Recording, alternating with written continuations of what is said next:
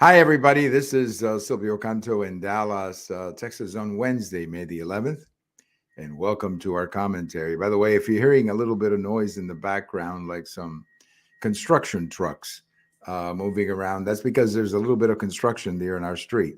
They're putting some sidewalks in. So hopefully it's not too bad. I don't think it is. But in case you hear a truck or something moving in the background, well, that's what it is. Just wanted to let you know that. Well, today we're going to talk about a couple of things. We're going to talk about this bill in U.S. Senate today, the abortion bill that is going to go up in the U.S. Senate today and will fail, by the way, will fail. We're also going to talk a little bit about inflation. But I want to begin. I want to begin with the new press secretary. Effective on Friday, the incumbent press secretary is moving on to, I guess she's going to work for one of the news stations or one of the news networks. I think it's MSNBC, but I'm not 100% sure. She's going to go work for them. And there's a new press secretary that will be on the job, I guess, effective Monday or next Friday. So we congratulate the new press secretary on her new job. But I think, the question I have is, could they not have chosen a more, let's say, a less controversial press secretary? This is a lady with a long history of having said a lot of radical things in her past, such as, she was a big believer in the Russia story a few years ago, a story that has been proven completely false by the evidence that has been presented, and a story, or at least the origin of that story, is actually being investigated by Judge Durham, who's looking into what role the Clinton campaign may have played in that particular information that was used to then spy against the Trump campaign. So that's one thing. And then there's also, an appearance that she had somewhere on TV saying that Fox News is racist. Well, I guess she's entitled to her opinion. But again, it makes me wonder, it really makes me wonder who is doing the background checks in this administration, because this lady, she's not the first one. If you've been following some of these nominations to different departments, particularly the second and the third level people who are being nominated for appointment before the Senate, I mean, they are some of the most radical people that you will ever want to talk to, and they have huge backgrounds and huge resume of radical things that they published on Twitter and everywhere else. So, you have to wonder. This is an administration that came in pretending that they were going to unite the country, and they haven't done a darn thing about that. They have not done a darn thing about that. They have not tried. And I think that's my biggest criticism. They have not tried to unite the country, because you're not uniting the country when you're nominating some of these people who are being nominated by this administration. So I wish this new press secretary a lot of luck. But man, she is walking into a very difficult job, and she herself has a few credibility problems of her own. Well, let's talk a little bit about what is happening today in the U.S. Senate. Senator Schumer, the majority leader, is putting up a vote, an abortion vote in the U.S. Senate. The title of the bill is Women's Reproductive, something like that. The whole idea, the reason for the bill is that they want to codify Roe v. Wade. In other words, they want to make Roe v. Wade. They want to pass a law by Congress that the president will sign, and then Roe v. Wade will be really the law of the land, not simply an opinion by the Supreme Court. And this is what they want to do. This is the objective. Now, in order to do that, they have to get 60 votes in the U.S. Senate. But it doesn't help the Democrats when they cannot even get all 50 Democrats on board. One of the Democrats, Senator Joe Manchin of West Virginia, has already said that he's not voting for this because he doesn't like the fact that state laws are being basically deleted by this proposed legislation. So he doesn't like it. He's not going to go with it. So that means that they have 50 Democrats, but so far they only have 49 voting for this.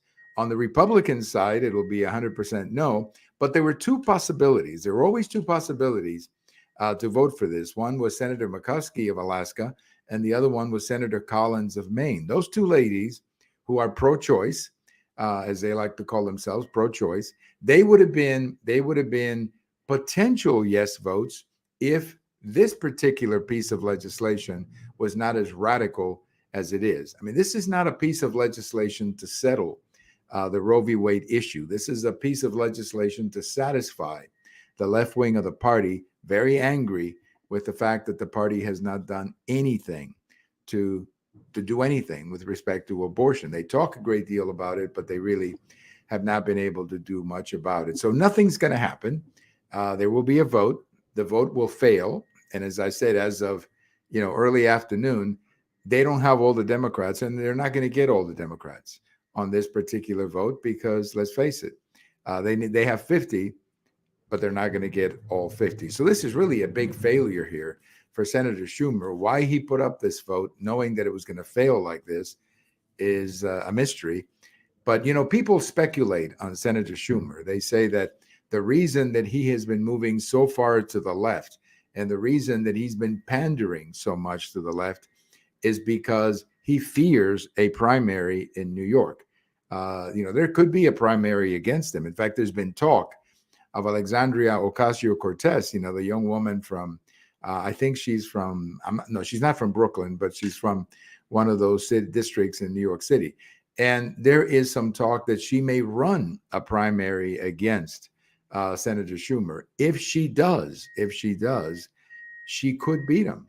Now, most experts will say no, but she energizes a lot of people who turn out to vote.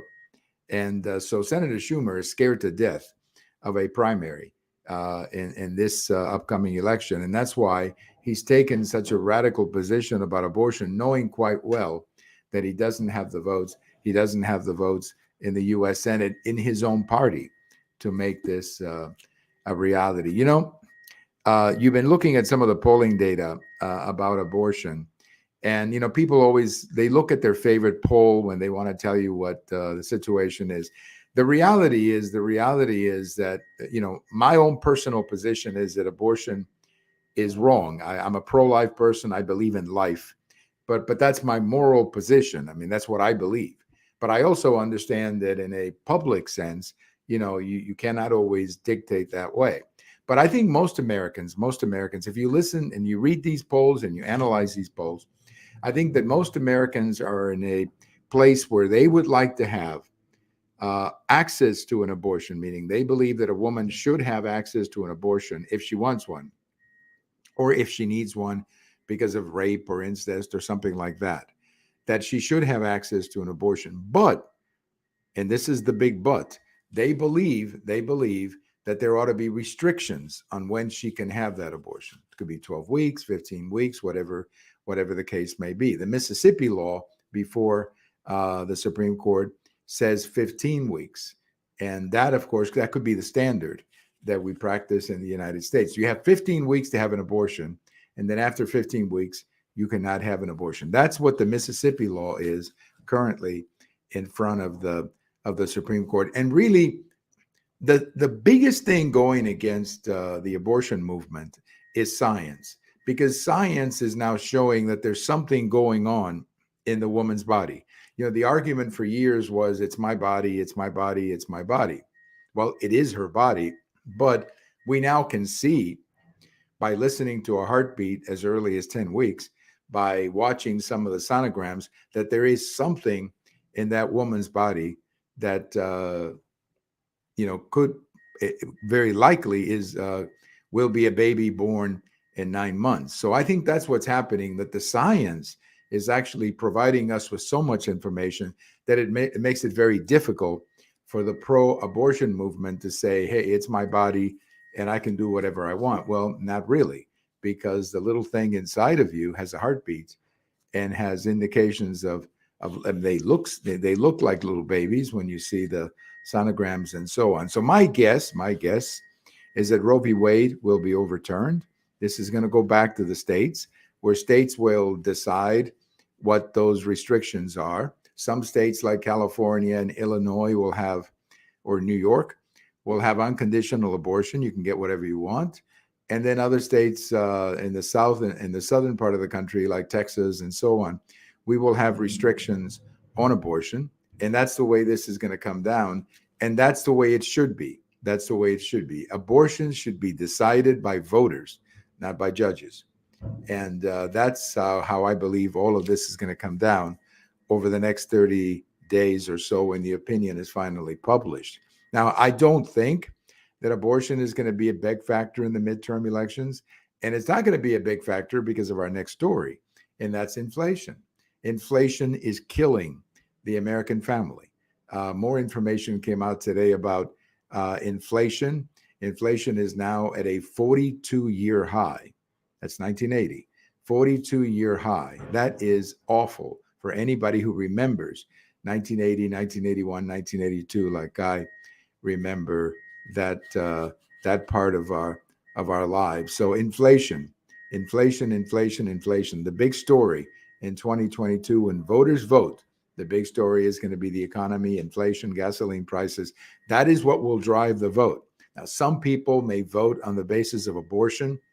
That may happen, but I don't think they're going to matter. They're not going to change any results because, again, the people are focused on their pocketbooks, and their pocketbooks are shrinking every single time. They're shrinking because of inflation. And it doesn't matter how many jobs the economy creates.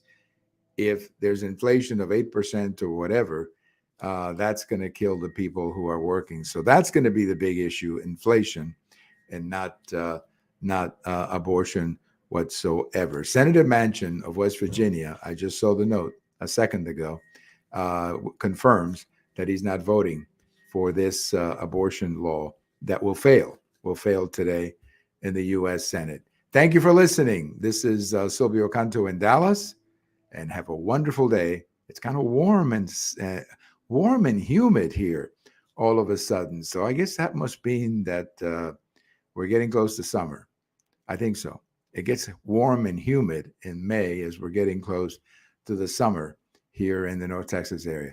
Bye-bye, everybody, and have a wonderful day.